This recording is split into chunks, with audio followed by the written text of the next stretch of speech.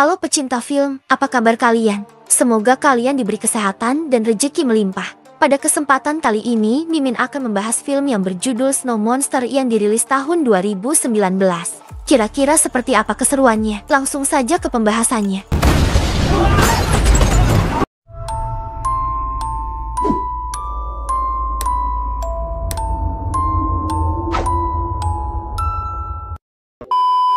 Cerita dimulai di suatu lokasi di wilayah Arctic. Di sana tampak sekelompok tim peneliti yang dipimpin oleh seseorang yang bernama Shoukin, yang mana mereka ini sedang mencoba menyelidiki sesuatu. Nah, setelah proses penyelidikan berhari-hari, suatu ketika pada saat berada di satu titik, tiba-tiba mereka mendeteksi akan adanya sinyal elektromagnetik aneh yang terus saja meningkat. Mengetahui hal tersebut, pemimpin tim peneliti yang bernama Lao Shen yang kebetulan berada di markas memerintahkan para anggotanya yang berada di lokasi itu untuk berhati-hati. Namun tidak berapa lama berselang, tiba-tiba terjadi sesuatu di mana gelombang panas berbahaya terdeteksi mendekati mereka. Karena merasa timnya itu dalam bahaya, Lao Shen lalu memerintahkan Shoukin dan timnya untuk segera pergi dari sana. Tapi sial, seekor makhluk raksasa tiba-tiba muncul dan membuat kendaraan mereka terjatuh ke dasar jurang.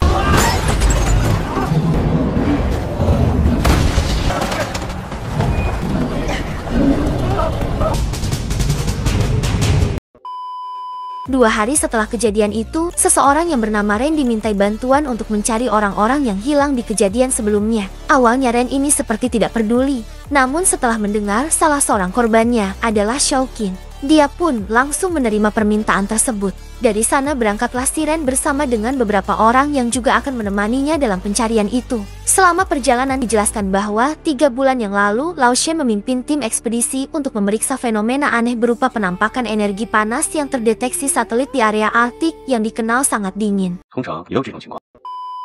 Singkat cerita, setelah mengetahui dengan pasti lokasi para korban, Ren dan timnya memulai pencarian di area pertama kalinya Shoukin dan teman-temannya melakukan ekspedisi. Setelah memeriksa cukup lama, akhirnya Ren dan yang lainnya berhasil menemukan jalan masuk. Karena mereka sekarang berada di bawah tanah, otomatis semua alat komunikasi JT terputus dari markas mereka di sekitar area ini. Ren lalu menemukan tengkorak dari orang-orang yang udah lebih dulu sampai di sini, dan tengkorak tersebut juga bukan sembarang tengkorak. Karena menurut si Ren, fosil itu berasal dari zaman dinasti Qi. Namun yang lebih aneh lagi, mereka juga menemukan kalau di semua tengkorak itu terdapat semacam lubang tepat di bagian kepala. Bukan cuma itu, ternyata seluruh tempat ini udah dipenuhi oleh fosfor yang sewaktu-waktu bisa terbakar andai mereka menyalakan api.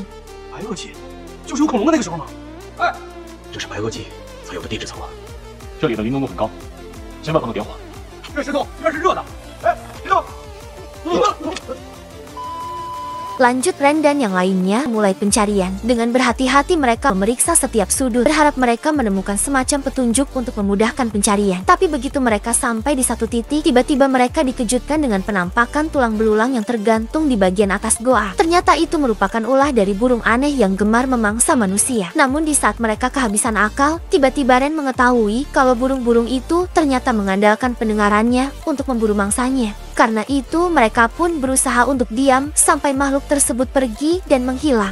Dari sana, Ren dan timnya kemudian melanjutkan perjalanan dengan hati-hati tanpa mengeluarkan suara sedikit pun. Diam! Lolos dari sergapan burung-burung aneh, mereka tiba di lokasi bersalju. Di sini mereka menyadari bahwa tempat tersebut merupakan sumber dari fenomena atau energi aneh yang selama ini dicari-cari, atau yang mereka sebut sebagai lapisan pelangi ruang angkasa. Setelah posisinya udah tidak jauh lagi dari sana, mereka pun kemudian melanjutkan pencarian. Tapi di tengah jalan, tiba-tiba langkah mereka terhenti ketika melihat fosil makhluk raksasa yang berada di area tersebut dan menemukan puing-puing kendaraan milik Shoukin beserta sebuah kamera.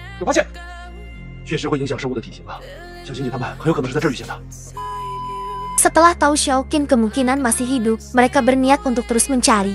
Tapi tidak berapa lama, Ren dan teman-teman dikagetkan dengan kemunculan seekor makhluk dari dalam lapisan es. Mengetahui hal itu, Ren dan yang lainnya berusaha menembak makhluk tersebut. Namun sayangnya, segala usaha mereka sia-sia karena hiu itu tampak tak terpengaruh sama sekali. Merasa terdesak, Ren kemudian meminta yang lainnya untuk naik ke tempat yang lebih tinggi. Mereka dikagetkan dengan kemunculan monster salju yang dengan cepat mencengkeram hiu dan kemudian membantingnya. Di saat semua orang lagi termenung melihat si monster memakan ikan hiu, tiba-tiba ada salah satu anggota yang tidak sengaja menembakkan senjatanya. Di mana hal itu kemudian memancing perhatian dari si monster salju. Karena udah kepalang tanggung, mereka pun mau tidak mau menembaki si monster. Bahkan mereka melakukan serangan menggunakan basoka. Tapi lawaknya rudal yang ditembakkan itu malah mengenai tebing yang kemudian menyebabkan longsor yang membuat Ren dan yang lainnya harus menyelamatkan diri. Setelah kejadian itu, Ren bersama dua orang yang lainnya tersadar. Namun anehnya mereka sekarang berada di lokasi yang lain dalam keadaan terikat. Rupanya mereka dibawa oleh sekelompok suku pedalaman yang mana suku ini berniat mengambil darahnya Ren dan juga teman-temannya. Untungnya Ren berhasil melepaskan ikatan dan kemudian dari sana Ren menyandera salah seorang dari suku tersebut. Suasana sempat menjadi tegang ketika Ren diserang oleh anak dari ketua suku yang bernama Kaya dan membuatnya berada dalam keadaan terdesak. Tapi tidak lama kemudian tiba-tiba muncul Xiaoqin yang ternyata selamat dan tinggal di sini. Diam!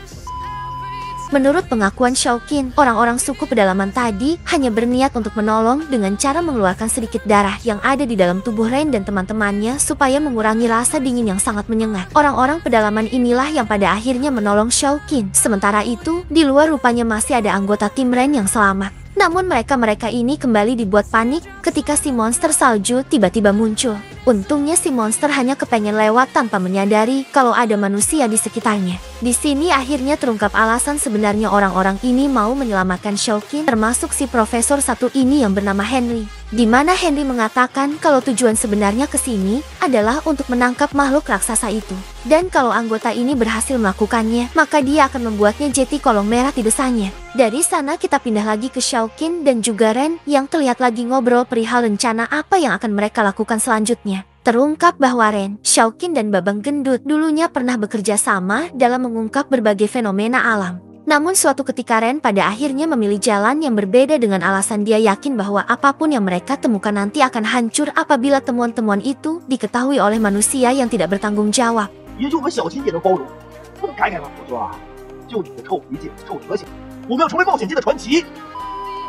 Keesokan harinya, Ren, Xiaoqin dan juga teman-temannya menghadiri upacara para suku pedalaman yang dipimpin oleh ketua suku yang merupakan seorang wanita cantik. Upacara ini merupakan ritual yang diadakan di hari tertentu demi memanggil si monster salju yang dipercayai oleh suku tersebut sebagai makhluk suci. Singkat cerita, setelah muncul, ketua suku lalu memperkenalkannya kepada Ren dan teman-temannya. Bukan cuma itu, di sini Ren kemudian menyadari bahwa sebenarnya makhluk ini tuh tidak jahat alias mempunyai perasaan yang sama seperti manusia. Tapi di tengah momen itu terjadi tiba-tiba.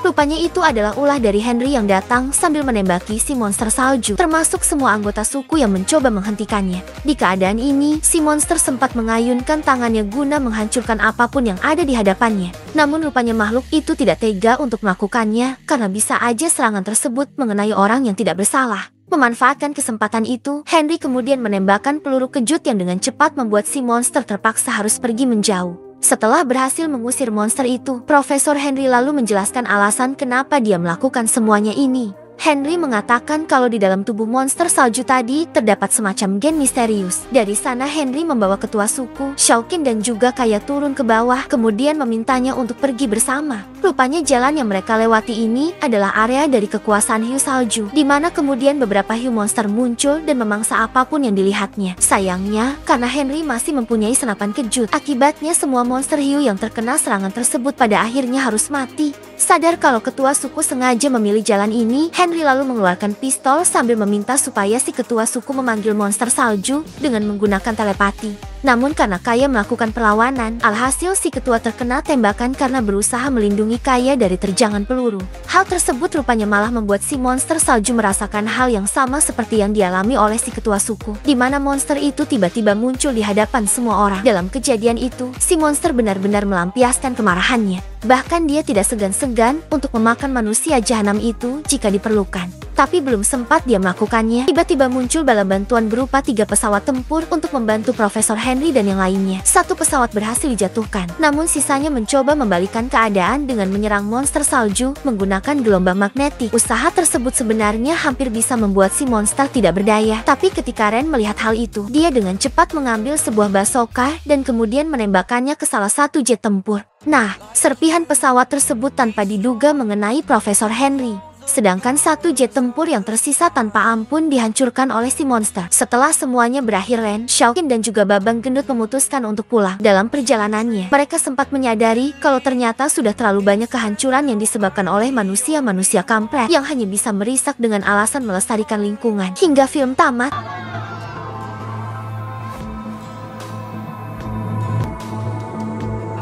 Jangan lupa untuk dukung terus channel ini dengan cara share, like, dan subscribe. Karena dukungan dari kalian sangat berharga bagi saya demi perkembangan channel ini. Sampai jumpa di video selanjutnya.